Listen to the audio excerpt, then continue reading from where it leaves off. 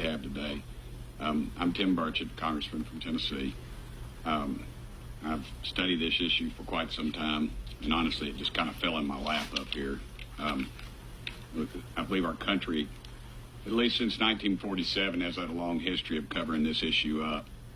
And this year, we were finally able to hold a legitimate hearing in July with credible witnesses who testified under oath to what they'd seen and experienced. The hearing this year faced a lot of pushback from the intelligence community, members of Congress, and of course our friends at the Pentagon.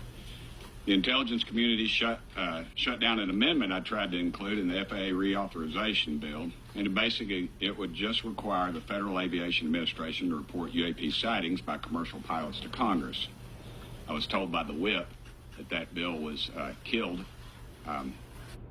by the intelligence community, and I corrected him and I said, "You mean the intelligence committee?" And he said, "No, the intelligence community."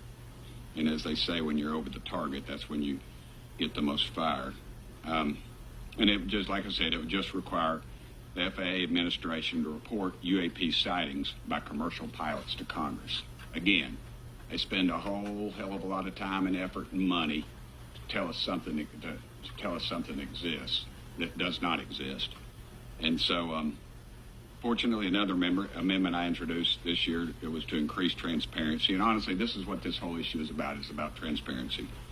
On the issue was included in this year's NDAA Act. It required the Department of Defense to declassify any documents and records relating to publicly known sightings of UAPs or UFOs that do not compromise the national security of the United States.